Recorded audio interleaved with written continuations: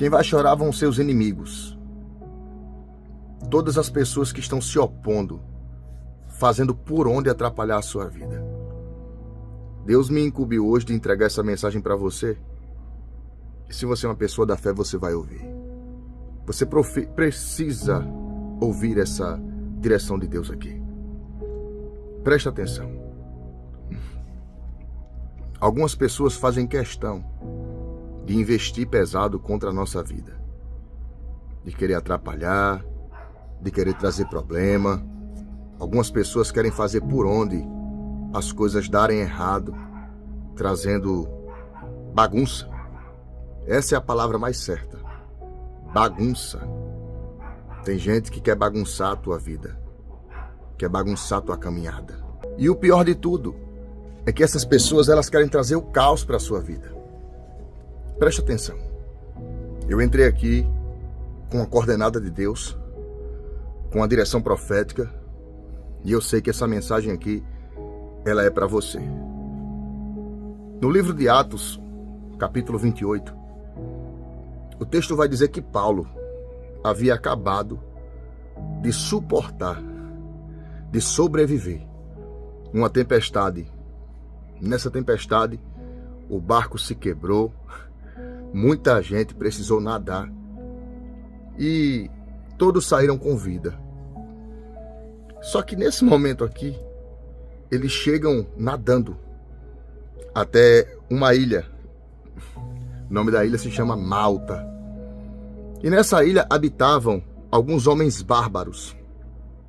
Homens que tinham uma vida rústica, se alimentavam do que caçavam, ingeriam o que encontravam, tinham uma vida brusca, uma vida da forma que eles haviam decidido viver.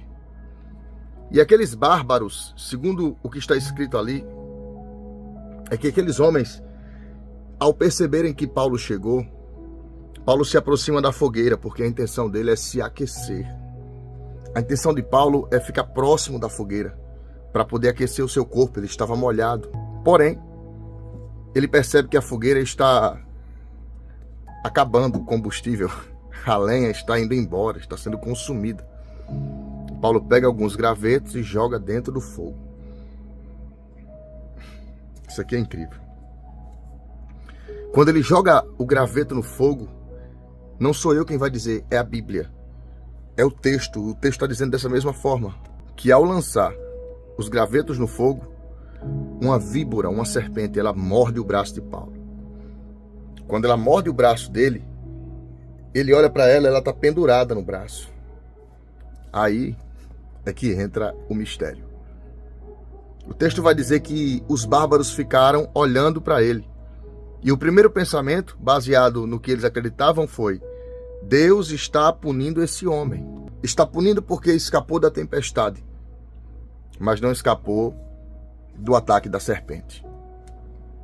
A serpente era tão venenosa, mas tão venenosa, segundo alguns estudiosos, dizem que aquela serpente poderia causar, através do seu veneno, a morte súbita, imediata, em menos de 1 minuto.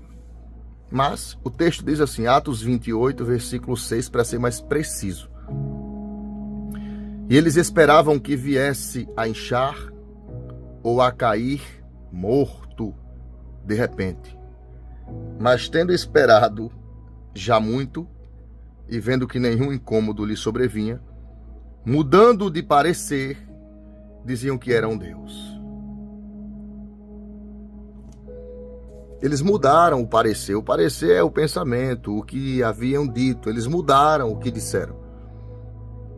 Quando eles perceberam que aquele veneno não trazia o dano, nem o braço inchou, eles disseram, pelo contrário, não está sendo castigado, ele é um Deus. Segundo suas tradições mitológicas, segundo seus credos religiosos, eles olharam para Paulo e entenderam que Paulo era um tipo de Deus em pele de humano. Sabe o que eu acho interessante? É que quando a serpente morde o braço de Paulo, eles ficam observando e aguardando o resultado final. Porque aos olhos deles, era algo impossível de acontecer, Paulo sair ileso, com vida. Aí você entra na história. Quando você passa algumas fases de sua vida, e muita gente decide aguardar o resultado. Muita gente decide esperar o resultado final, o grande finale. Muita gente decide dizer, agora não vai mais levantar. Não vai dar certo. Quebrou, não tem mais conserto. Ficam esperando a sua queda, desejando o seu final. Mas o Senhor lhe trouxe aqui para dizer que quem vai chorar não vai ser você. Quem vai ficar triste não será você, nem a sua descendência, nem os da sua casa. Vão ser os adversários. Aqueles que têm se levantado, se opondo contra a sua vida. O texto ele é muito direto em dizer que eles mudaram o parecer.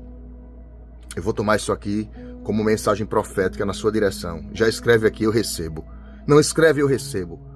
Porque eu sinto a autoridade de Deus para dizer assim, olha, vão mudar o parecer ao seu respeito. Vão mudar o que pensam, vão mudar o que acham, vão mudar o que subjugaram. O pensamento de algumas pessoas, a conversa entre eles vai mudar. Quem achava que você não evoluiria vai ter que morder a língua, morder os lábios e mudar o parecer. Porque hoje eu profetizo em sua vida. Estenda sua mão para cá. Eu profetizo o livramento de Deus. Eu profetizo que o Espírito Santo te reveste do alto da cabeça ao plantar do seu pé. E as pessoas que estão aguardando a sua queda, a sua ruína, o seu fracasso, o seu final, as pessoas que estão aguardando você não ter êxito, as que estão aguardando você não crescer, não prosperar, não subir na vida, eu profetizo que em nome de Jesus essas pessoas continuarão no mesmo lugar, aguardando, estarão só esperando, mas o sucesso delas não será visível. Escreve, eu recebo. O resultado seria morte. O resultado seria fim. O resultado seria final de tragédia. Paulo morto, serpente viva. Mas não foi isso. Deus concedeu livramento. E hoje você parou aqui para ficar ciente que o céu está liberando livramento. E o grito de choro, o grito de luto, o grito de tormenta não sairá da sua casa. Nesse momento, me permita orar por você. Coloca o teu nome aqui nos comentários. Coloca o teu nome aqui nos comentários agora. Coloca o teu nome. Eu quero fazer essa oração. Eu vou fazer essa oração. Vou pedir a Deus pela sua vida. E eu não sei qual é a causa, não sei qual é a luta, qual é a dificuldade que você passa, que você enfrenta. Mas eu oro pedindo ao Senhor hoje. Eu oro pedindo a Deus livramento, proteção. Escreve o teu nome aqui. Pai, no glorioso e santo nome de Jesus Cristo, teu Filho, Deus, eu apresento cada vida dessa que tem orado comigo, que tem clamado comigo, que tem pedido a tua misericórdia, que tem pedido a tua graça, a tua força. Pai, eu não sei quantas pessoas têm se levantado contra essas vidas. Eu não sei quantos gigantes estão se opondo contra elas, mas eu peço hoje o refúgio, o fortalecimento, a provisão.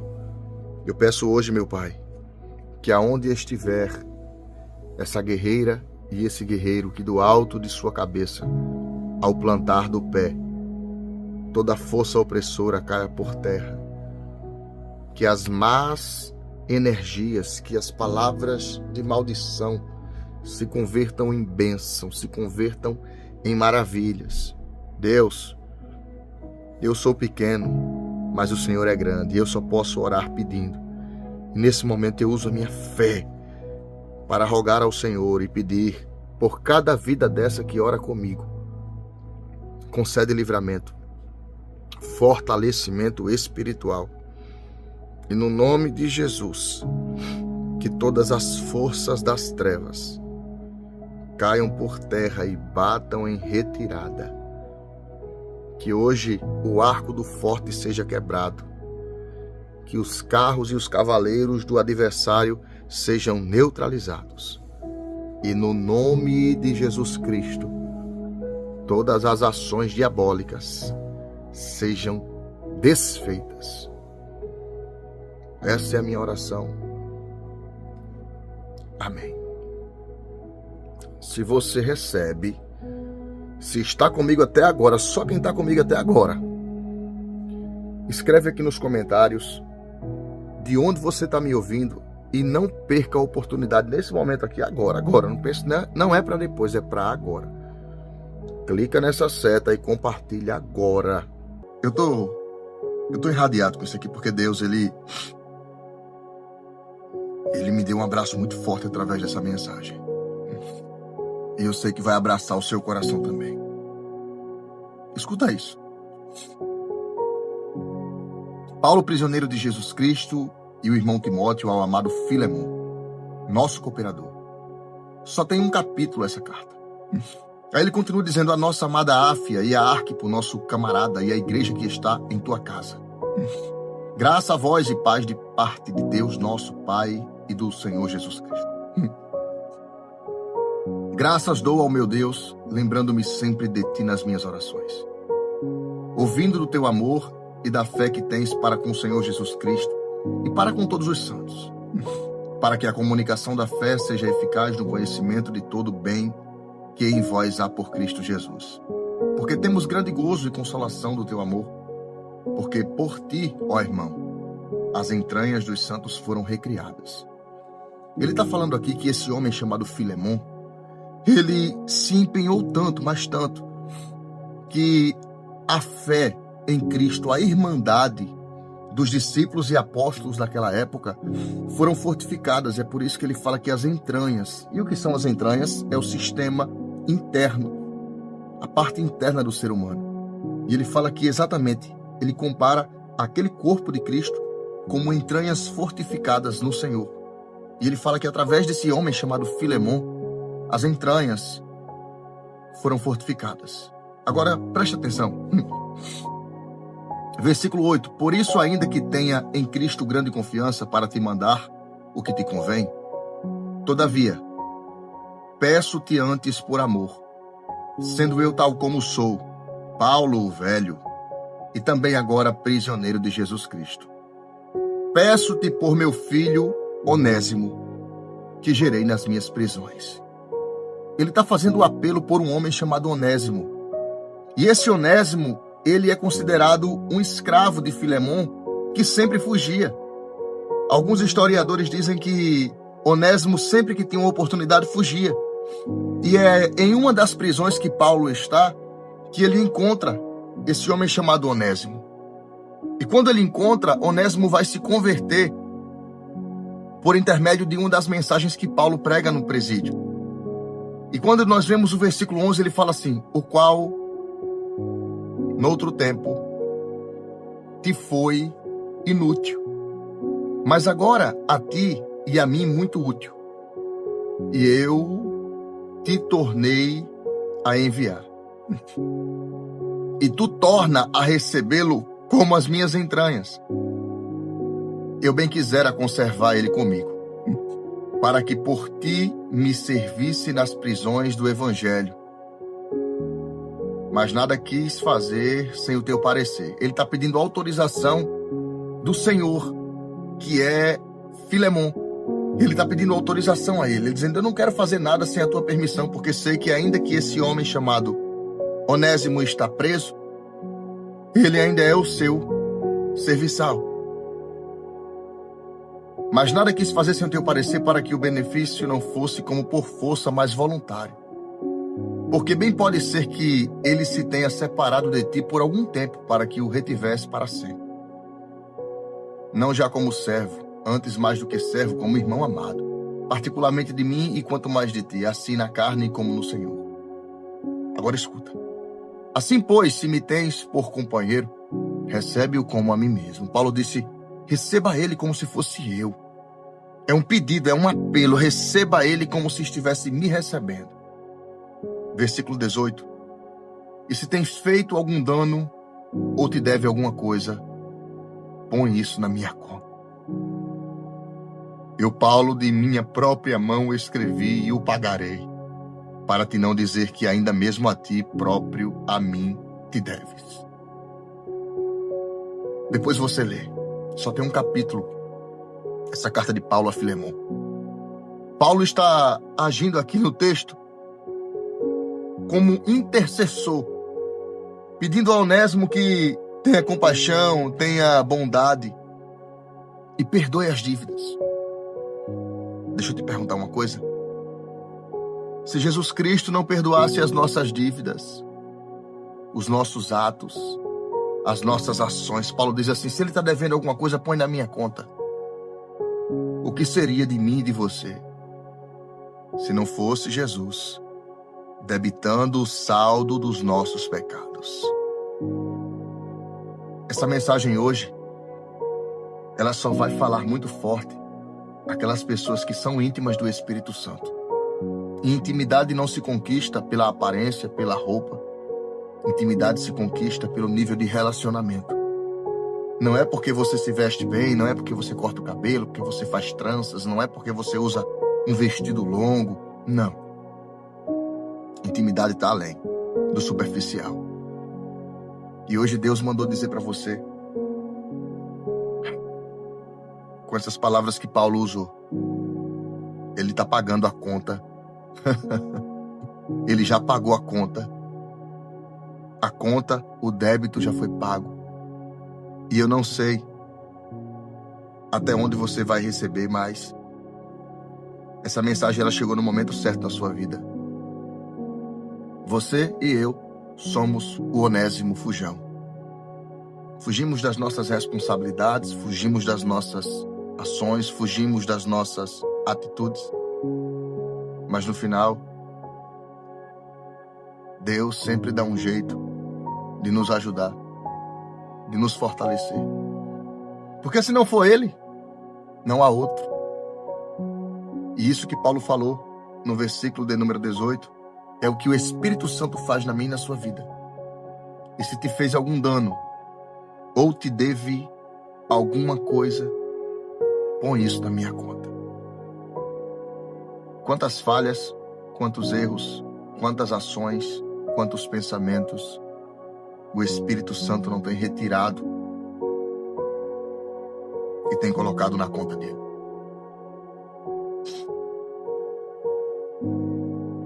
Quantas oportunidades nós não já perdemos e o Espírito Santo tem vindo e retirado, carregado o peso, aliviado o jugo. Não é assim?